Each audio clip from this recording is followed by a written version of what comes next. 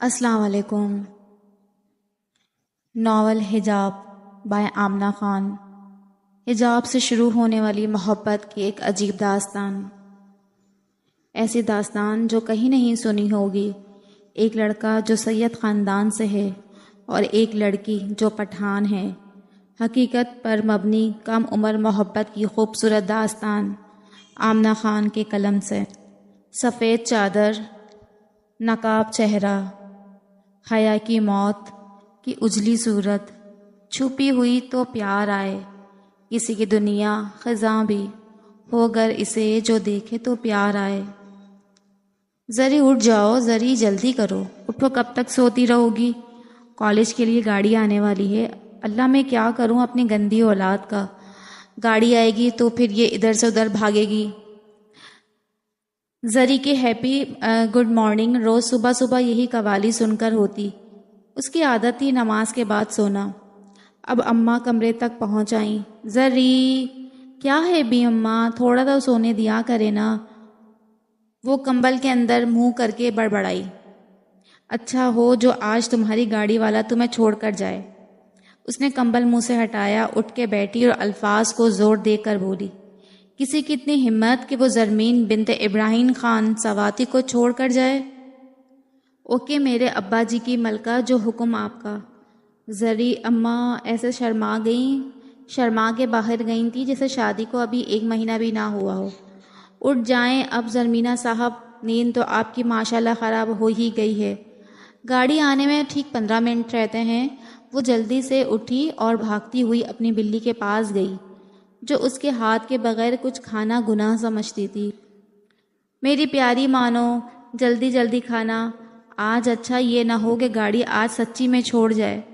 لوگوں کو بلیوں سے محبت ہوگی، اس کو اپنی بلی سے عشق تھا۔ وہ ہمیشہ اپنی مانو کو معصومہ کہہ کر بلاتی، اس کو دنیا میں اپنے مانو سے زیادہ معصوم کوئی نہیں لگتا تھا۔ جلدی کھاؤ مانو، دیکھو میں لیٹ ہو گئی، بس 10 منٹ رہ گئے۔ مانو کو کھانا کھلانے کے بعد وہ بھاگتی ہوئی کمرے میں آئی۔ ابھی بھی مزید 7 منٹ رہتے ہیں گاڑی آنے میں۔ بال وہ رات کو برش کر کے کھول کر سوتی تھی۔ وہ ایک پرکشش اور پراعتماد شخصیت کی مالک تھی۔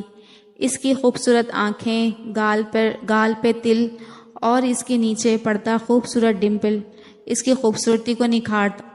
اس کی دوستیں اس کو ڈمپل کوئن کہہ کر بلایا کرتی تھیں۔ اس کے چہرے پہ ڈمپل جچتا ہی اتنا تھا۔ اس کا رنگ اتنا سفید نہیں تھا، مگر اس میں اتنی کشش تھی کہ ہر کوئی کھینچے چلا آتا تھا۔ دوستوں کی محفل میں وہ محفل کی جان ہوتی۔ اس کے بات کرنے کا انداز ایسا ہوتا کہ 100 لوگوں میں بھی وہ ایک الگ سے پہچانی جاتی۔ ہمیشہ میٹھا میٹھا بولتی۔ وہ ایک باہمت لڑکی تھی جو سچ کو سچ اور جھوٹ کو جھوٹ کہنے میں کبھی نہیں ڈرتی۔ چاہے آگے کوئی بھی ہو، وہ ہمیشہ سچ کو سچ بولتی۔ کچھ اس کے خون میں بھی تھا کہ ڈرنا تو انہوں نے سیکھا ہی نہیں تھا۔ بس 3 منٹ مزید، اللہ جی پلیز پلیز، آج گاڑی تھوڑی سی لیٹ آ جائے۔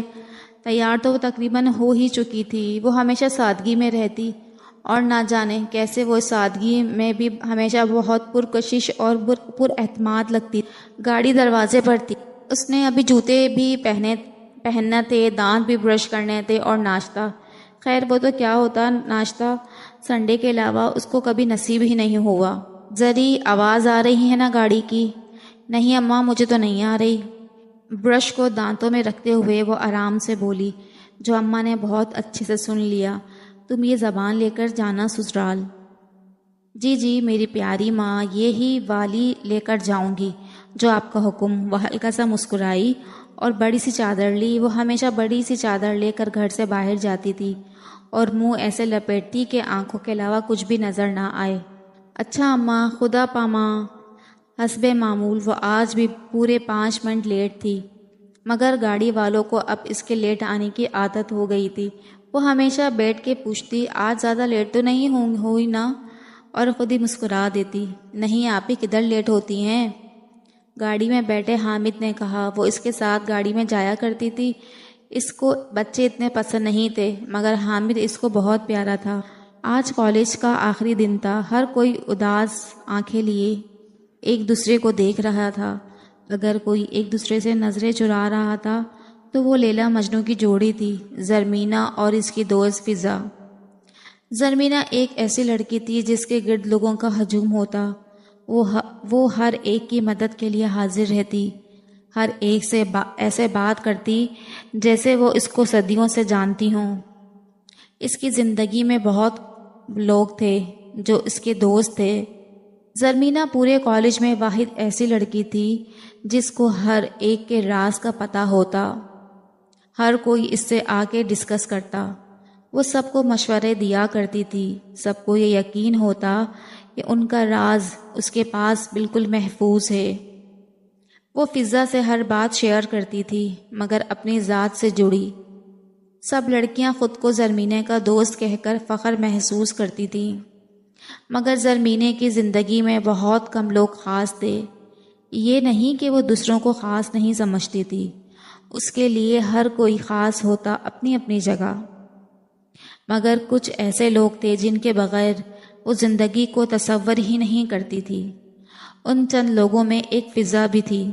اس کا مقام اس کی زندگی میں ایسا تھا کہ پوری دنیا ایک طرف اور فضا دوسری طرف۔ وہ اس کو پیار سے فضو کہتی تھی۔ آج کالج کا آخری دن تھا، وہ دونوں ہی ایک دوسرے سے نظریں چرا رہی تھیں۔ ان کو پتا تھا کہ اگر کوئی ایک بار کمزور پڑ گئی تو سنبھلنا مشکل ہو جائے گا۔ فضا کے آگے یونیورسٹی کنفرم تھی، مگر زرمینہ ان دونوں کی دوستی پورے کالج میں مشہور تھی۔ دونوں ایک دوسرے کے بغیر ایک سیکنڈ بھی الگ نظر نہ آتی، ہمیشہ دونوں ٹیل پونی کرتی تھیں۔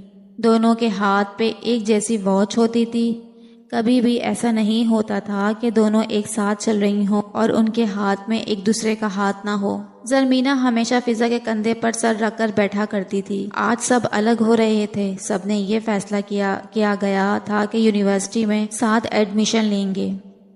بس زری کا ہی کنفرم نہیں تھا۔ اس کے بابا جان اور بھائی ہزارہ یونیورسٹی کے سخت خلاف تھے، مگر مانسہرہ میں دوسری کوئی یونیورسٹی بھی نہیں تھی۔ زرمینہ کے گھر کا ماحول کافی اسٹرکٹ تھا، ان کو اجازت نہیں ملتی یونیورسٹی کی۔ اس سے پہلے اس کے خاندان میں کسی نے کالج بھی نہیں پڑھا تھا۔ اس نے رونا دھونا ڈال کے کالج کی اجازت لے لی تھی۔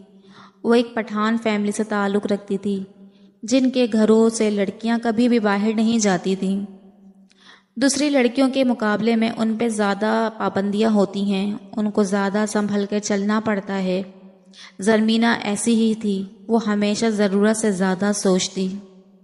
آج دن بھر سب یہی باتیں کر رہے تھے کہ رزلٹ آنے کے بعد سب یونیورسٹی میں ملیں گے انشاءاللہ۔ آخرکار چپ کا سلسلہ ٹوٹا۔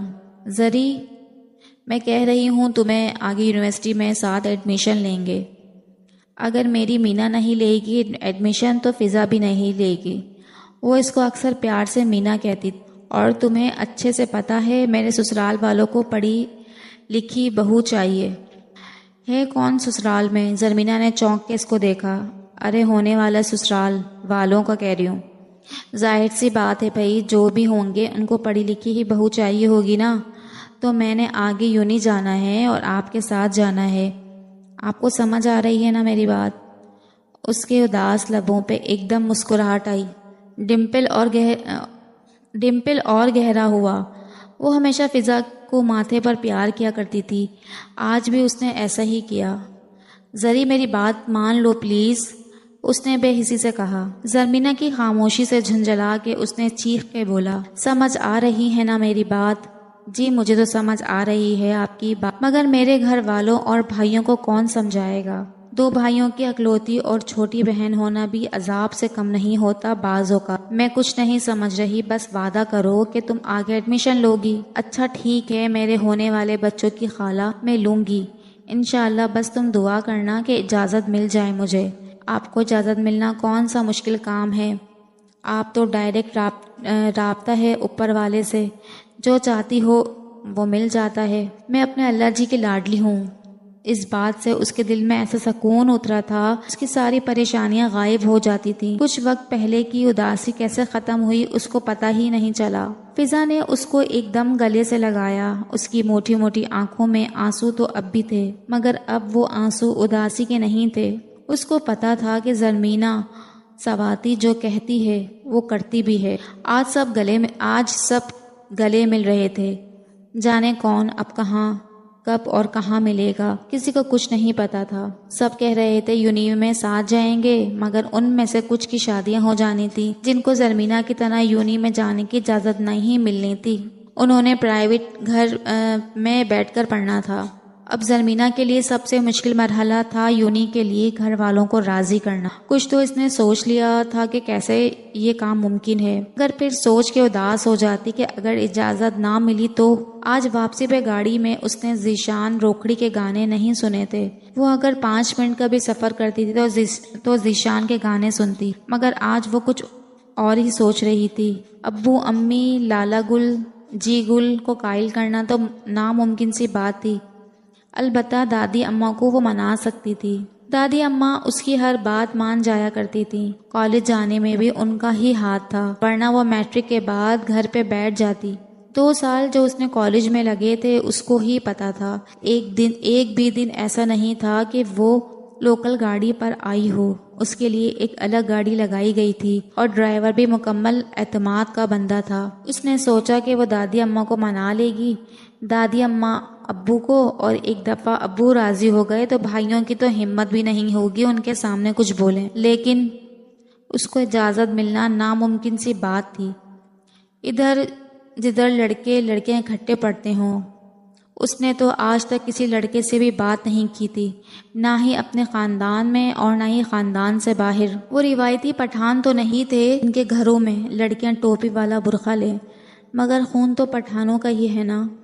اس کو اگر ہلکی سی امید تھی تو وہ صرف اور صرف دادی اماں تھیں۔ سوچوں کے سلسلے ٹوٹے، وہ حقیقت کی دنیا میں آئی۔ اداسی پھر سے اس کی آنکھوں میں چھا گئی۔ وہ جب بھی اداس ہوتی تو اس کی آنکھیں ساری اداسی اپنے اندر سمیٹ لیتی اور سب کو پتہ چل جاتا کہ آج زرمینہ خان سواتی صاحبہ اداس ہیں۔ سوچتے سوچتے اس کا دماغ گھومنے لگا۔ اس نے آنکھیں بند کی، سر کو گاڑی کی سیٹ سے لگایا، دماغ کو ہلکا سا پرسکون کیا۔ آپ کو اجازت ملنا کون سا مشکل کام ہے، آپ تو ڈائریکٹ رابطہ ہے آپ کا اوپر والے سے۔ فضا کی بات کانوں میں گونجی اور پھر سے اس کے دل میں سکون اترا۔ آج وہ گھر آئی تو بالکل خاموش، ایسے بھی وہ اتنا بولا نہیں کرتی تھی، مگر ایک رونق ضرور رہتی تھی گھر پہ۔ وہ بہت شرارتیں کرنے والی، بہت خوش مزاج سی تھی، مگر پچھلے کچھ مہینوں سے وہ گم سم سی رہنے لگی اور ابھی تک کسی کو اس بات کی سمجھ نہیں آئی تھی کہ اچانک کیا ہو گیا، وہ کیوں ایسے گم سم سی رہتی ہے۔ وہ اپنا ہر راز بس اللہ جی کو بتاتی تھی، ان سے باتیں کیا کرتی تھی اور ان سے خفا بھی ہو جایا کرتی تھی۔ اللہ جی آج میں خفا ہوں آپ سے، بس۔ پھر چپ ہوتی جیسے کوئی سن رہا ہے، کوئی اس کو اس کی بات کا جواب دے رہا ہے۔ کیوں میں آپ سے خفا نہیں ہو سکتی؟ میرا دل ہوا خفا ہونے کا تو میں بس خفا ہو گئی آپ سے۔ اب آپ مجھے کسی کے ہاتھوں چاکلیٹ کھلونے بھی راضی نہیں کر سکتے ہیں، بس خفا ہوں میں آپ سے۔ آج سن لیں مجھے چاکلیٹ نہیں کھانی، اچھا؟ پھر مسکرا دیتی۔ اس کا خوبصورت پڑتا ڈمپل اور گہرا ہو جاتا، آنکھوں میں عجیب سی چمک ہوتی جب بھی وہ مسکراتی، اور پھر وہ بے صبری سے چاکلیٹ کا انتظار کر رہی ہوتی۔ اس کو پتا ہوتا اللہ پاک کسی نہ کسی کے ہاتھوں چاکلیٹ اس تک پہنچا ہی دیں گے، کوئی نہ کوئی وسیلہ بن ہی جائے گا۔ ایسا کبھی نہیں ہوا تھا کہ وہ کبھی کچھ مانگے اور اس کو نہ ملے۔